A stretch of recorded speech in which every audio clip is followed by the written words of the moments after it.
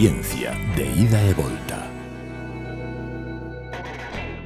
As enfermidades cardiovasculares son a principal causa de morte en todo o mundo. Pero, que estamos facendo para mellorar a situación? Sabemos como previlas? A prevalencia das enfermidades cardiovasculares en Galicia é moi significativa, sendo as taxas máis elevadas en mulleres. Son a primeira causa de mortalidade. De cada 100 mulleres, para facernos unha idea, 25 perden a vida por problemas cardiovasculares. Benvidos e benvidas, eu son Gabri Fuentes.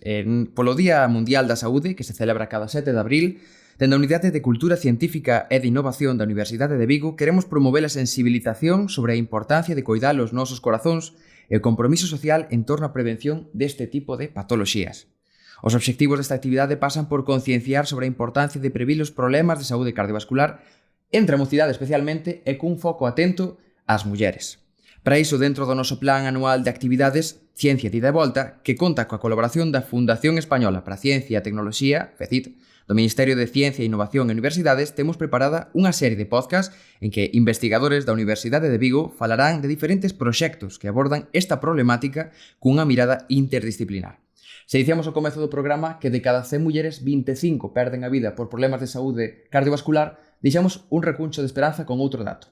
Máis do 80% dos casos poderían previrse con información e hábitos de vida saudable. E para falar disto temos hoxe connosco a Xosé Antón Vila Sobrino, que é doutor en Física, profesor na Escola Superior de Enxeñería da Universidade de Vigo e membro do Laboratorio de Intelixencia Artificial Aplicada. Moi boa, Xosé Antón. Bo día. Comezamos falando de saúde vascular. E do seu caso dicimos Física, Enxeñería, Intelixencia Artificial. Que ten que ver a saúde cardiovascular con todo isto, coa enxeñería e física? Bueno, a ver, ao final do que se trata, é dicir, os médicos e os que traballamos con eles, do que se trata é de obter información do corpo da persoa. Claro, esa información cos tempos que corren, pois cada vez temos máis datos, máis información, máis valores, entonces cada vez é máis importante, digamos, que o tratamento automático de todos eses parámetros, a extracción de patróns, de características neses parámetros, e aí, pois, lóxicamente, xoga un papel importante, por suposto, a inteligencia artificial, na última fase de análise tal, e, desde logo, tamén a física, a electrónica, a informática, en todo o que ten que ver pois, coa adquisición deses valores, o tratamento deses valores, por lo tanto, claro, a tecnoloxía e a inteligencia artificial é moi importante, claro. E un dos parámetros cos que traballades é a variabilidade da frecuencia cardíaca. En que se aplica concretamente? Mira, a variabilidade da frecuencia cardíaca ten unha utilidade grande por o feito de que é moi fácil de medir. Entonces, un dos problemas da investigación en enfermedades cardiovasculares é que moitas das probas son o que se chama invasivas, é dicir, facer unha ecocardiografía, hai determinadas probas que son complicadas, hai que facelas en hospitales. Entonces, todo o que sea extraer información do xeito menos intrusivo e menos invasivo para o paciente, que se poda tomar en cualquier lugar importante. Entón, a variabilidade da frecuencia cardíaca realmente non é máis que o estudio das variacións que ten o latido do corazón co tempo. Entón, eso, pois simplemente cunha banda pectoral das que usan os deportistas, que é barata e fácil de aplicar en calquer lugar, con eso xa se pode adquirir a información e facer o estudio. Logo, unha vez que tes esa información que a podes aplicar, pois realmente a variabilidade da frecuencia cardíaca é alta en persoas sanas e hai un montón de trastornos, enfermedades que o que fan é, a grosso modo, baixar esa variabilidade. Entón, se pode usar tradicionalmente usos en que está demostrada a súa utilidade, valoración do risco en persoas que pois, foron trasplantadas ou tiveron unha operación cardíaca, para se queres evaluar o pronóstico desa enfermedade, é importante. Incluso monitorización fetal, para ver o estado do feto. Ten bastante que ver coas enfermedades, digamos, neurolóxicas, por eso en psiquiatría se está usando bastante. En estrés, en análisis das emocións, e, por suposto, tamén para o que ten que ver pois, cos deportistas e a vida sana, ten que ver pois, co forma de entrenamento, é dicir, que hai múltiples campos en donde se podría aplicar. Algúns xa está documentado e utiliza e está sendo utilizado e outros está en investigación, pero por aí vai. Está en boca de todos, sobre todo nestes últimos tempos, a intelixencia artificial. Dentro destes proxectos, dentro desta tecnoloxía, cal é o rol que xoga a intelixencia artificial?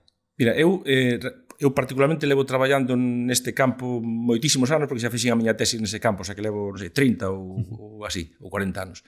E claro, inicialmente, daquelas, pois facíamos basicamente estudios estadísticos. Collías os datos, facías un estudio estadístico, comparabas dúas poblacións, tal. actualmente é o que che digo eu, que como cada vez hai máis datos, máis variables, non mezclamos só a frecuencia cardíaca, sino a mellor integrada con outras variables. Entón, ao final volvese moi importante o uso de técnicas relacionadas ca inteligencia artificial que permiten automatizar esa tarea e extraer características que nin o propio médico mellor che sabe decir. De feito, normalmente buscas a explicación a posteriori, cando atopas algunha relación e tal.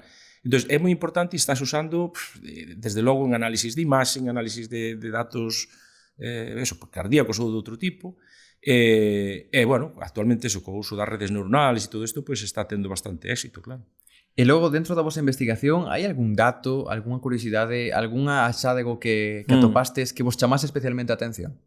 Pois mira, no último proxecto no que eu colaborei, que rematou, bueno, xa o ano pasado, estaba relacionado co COVID, claro, está de moda. Claro, En concreto, cos pacientes que se chaman de COVID persistente, que son os pacientes que, bueno, pasaron que o COVID e sí. logo despois hai unha porcentaxe da población que sigue tendo problemas serios, non? Entón, bueno, fixemos un proxecto en colaboración co hospital, outras empresas, etc. E, bueno, ao analizar os datos, pois, por exemplo, surgiu unha cousa curiosa que eu creo que nin os médicos esperaban e, bueno, está agora pendiente de publicar. E é a seguinte: cando analizábamos os datos deses pacientes con COVID persistente, pois observamos que, cando sometíamos a esforzo, o comportamento que esperaríamos deles era, vamos a decir así, dunha persona peor que normal, é dicir, que se comportara peor, que os índices foran a peor. E, sin embargo, sorprendentemente atopamos diferencias cas persoas que non tiñan COVID persistente, pero no sentido contrario. É dicir, que casi podemos dicir que se parecía máis a deportistas. Ostras. E qual é o curioso, ou al menos a explicación que lle daba aos médicos a isto, de que o corazón desas persoas, pois lóxicamente tiña os seus daños, os seus tal, entonces non era capaz de adaptarse como unha persona normal a cando a sometes a esforzo. Cando sometes a esforzo, pois varían os parámetros, baixa a frecuencia cardíaca, baixa tal. E esas persoas, pois non lle pasaba eso. Como lle pasa en certa medida aos deportistas, pero nese caso é porque eles están preparados. Claro. Sufren menos esforzo. Entón, bueno, é unha cousa curiosa que xa digo que eles explicaron así a posteriori, non? E xa que me sacas o tema dos deportistas, que vexo que hai unha aplicación bastante directa, no mundo do deporte, na alta competición, como poderían servir estes estudos para rendir mellor, supoño, non? Pois mira, eu xa fai anos colaboramos con xente do INEF de Coruña e agora estamos empezando unha colaboración coa xente de Pontevedra tamén. Eles o que queren facer, por exemplo, é cando un deportista ou unha persona sana se somete a un entrenamento, a un esforzo, pois si, sabes, tes visto as típicas probas estas cando difamos deportistas que miden o consumo de oxígeno e tal, bueno, pois aí pretenden medir precisamente o consumo de oxígeno e hai un certo, 2 puntos, digamos, claves para eles, que lle chaman umbral do lactato e non sei que son claves no entrenamento. Entonces, é importante detectar esos umbrales porque marcan un pouco o esforzo ao que pode sometelos e tal. Que pasa? Que para facer esas probas, pois eso, tens que ter consumo de oxígeno, é bastante invasivo. Entón, nós o que estamos ahora tratando con esta profesora, e xa hai datos na literatura que o corroboran, é, en base a esta variabilidade de frecuencia cardíaca que nos empregamos, tratar de detectar eses umbrales. Co cual, facelo sería moito máis fácil. Se cunha simple banda pectoral, podrías tratar de tal. E hai bastantes visos de que al menos un deses 2 umbrales se poda detectar. Co cual sería importante para o entrenamento dos deportistas, para detectar eses umbrales de xeito automático, digamos, non? Claro, aquí abrimos entón un debate ou, bueno, non sei como verás ti, pero se esta utilidade tan práctica se estende a esta industria do deporte, cabe a comercialización desta tecnoloxía, como vai nese sentido, non? Aquí eu teño un pouco sentimentos encontrados, no sentido de que a tecnoloxía vai moi rápido, esos reloxos hoxe, non sei que, miden non sei quantos parámetros. O que eu estou observando é que moitas das cousas que ves hoxe no mercado, a ver, non vou decir que sean de xogo, pero teñen unha fiabilidade relativa. Limitada, non? Por exemplo, a simple detección da frecuencia cardíaca, do latido cardíaco, nos relojes non é o suficientemente precisa para o que nós necesitamos. Entonces, hai moito avance tecnolóxico, pero hai que distinguir o que realmente ten uso médico ou, digamos, que te podes fiar del, non? E hai cousas que sí que te podes fiar del. O sea, hai relojitos que fan electrocardiogramas. Pero, digamos que está mezclado un pouco a tecnoloxía, non vou decir, non sei, de xoguete, digamos, ou puramente comercial, que realmente ten uso clínico. Entonces, pero isto vai a ser cuestión de, de poucos anos avance. Entonces, o que nós facemos hoxe con bandas, pois é previsible eso, pois que pronto se podrá facer con relojes ou con cualquier medida deste tipo. E, polo tanto, eu creo que vai a ter bastante uso digamos, nas aplicacións de control personal, non? Sin necesidade dun entrenador profesional, por exemplo, pois, por exemplo, cousas como as que dicía antes, non? Poder facer entrenamento, mantendo os umbrales saudables, ou cousas dese tipo. Ou seja, crees que a tendencia será cara á comercialización a uso máis cotián e que estas tecnoloxías chegarán, non? Sí, eu vexo ese peligro un pouco de que hai cousas que van aparecendo e hai que analizar a fiabilidade, pero sí, pouco a pouco irán aumentando a fiabilidade, claro. Cara, onde crees que nos leva a evolución da inteligencia artificial nas aplicacións da saúde, non? Neste sentido. Sí. Bueno, por unha parte, pois eso, está claro que ca mellora da tecnoloxía, a miniaturización e todo isto e o avance da inteligencia artificial, pois van a aumentar as aplicacións nese sentido, de un pouco de, vamos a decir, de medicina personal, non? No sentido de que autodiagnose, exactamente, decir, o sea, de un pouco que sin necesidade de expertos podas ir facendo certas cousas, non? Hai un problema que a xente non se fixa nesto e cando se fala de inteligencia artificial está aí que había que mellorar, que é o tema de enerxía, que parece unha tontería. En que sentido? Que non... Pois no sentido de que hoxe as ferramentas de inteligencia artificial están moi ben, pero son computacionalmente costosas, o sea, costa. Entonces, hoxe as duracións das baterías dos trebellos xa non son moi grandes, se lle sometes a máis carga, a máis traballo, a máis cómputo, durarían pouco, quero dicir, se tú un relojito de hoxe que che pode durar a batería unha semana, ou sometes a un cálculo intensivo con millóns de batería neste caso, igual che dura un día. Entón, claro, e aí falta un pouco ese... Poñer a paro o hardware sí, co software. Que parece unha tontería, porque a xente non se fixa neso, pero a mellora enerxética, o sea, teñen que mellorar a tecnoloxía das baterías, que parece unha tontería, pero ten bastante que ver co futuro da inteligencia artificial. E logo sobre o de compartir coñecemento, que tamén é importante no paso previo a esa comercialización, as vosas investigacións están en código aberto? Sí, nós, unha das líneas que facemos é facer software, facer aplicacións, non? Entonces, por exemplo, nós temos aplicacións, xa digo, traballamos con bandas destas pectorales para adquisición e temos aplicacións para móviles que están en código aberto, que están no Play Store e se pode descargar calquera, o sea, que calquera pode descargar a aplicación e se ten unha banda... Cal é o nome, se sabes a aplicación? Sí, a aplicación chamase Barse. Barse, con V, Barse. E a banda que nos usamos, hai que dicir unha marca, é a Polar H10. Porque usamos unha que o estándar do mercado é moi fiable, vale 50 euros, o sea que pode calquer comprar. O sea que, se tú tes unha banda deste tipo e te descargas a aplicación, pues, por exemplo, podrías estar eso, monitorizando a variabilidade. Con rigor e con exactitude. Que ocorre? Que nós ahora mismo, a aplicación que nós temos non está orientada, pues eso, por exemplo, a deportistas e tal. Entón, o interfaz que nós temos está pensado para investigadores, para xente que adquire esa información e agarda e a trata con outros programas. Pero precisamente que a colaboración esta que estamos empezando con Pontevedra, a idea é facer unha aplicación para eles, para, por exemplo, eso, detectar estes umbrales automáticamente. E temos algunha outra aplicación máis de código libre. Si nós todo o que facemos é código aberto e está disponible para calquera. Moi interesante iso que apuntas polo tema da monitorización, non? Porque vemos que a esta tecnoloxía camiña cara a autodiagnose, cara a que as persoas poden interpretalo, pero vemos que aínda que a inteligencia artificial fai moito traballo, ao final a figura humana acaba estando presente para ese contraste, esa explicación. Sí. Crees que será así, co paso do tempo, ou que camiñaremos a que a inteligencia pues, teña esa autonomía propia? A ver, lóxicamente a autonomía vai aumentar, a autonomía destas aplicacións vai aumentar. Que ocorre? Que hoxe en día, digamos que incluso, non sei, incluso por cuestións legales e por cuestións de todo tipo, é bastante frecuente que todas as cousas de tipo médico teñan que ter algunha supervisión. Claro, un aval profesional. Sabes, eso é como... É outro campo, pero é como da radioloxía. Quanto tempo fai que vai radioloxía e tal, pero ao final un radiólogo ten que, sabes, certificar, claro, ten que poñerlle a firma, porque senón, claro, é fiarse dunha máquina e un dos problemas precisamente que ten a inteligencia artificial é a falta de explicabilidade. É dicir, moitas veces dache un resultado pero non é capaz de explicarche por que o obtivo. Entón, claro, se non é capaz de decirche como obtivo, pois o personal médico non se fía, sabes?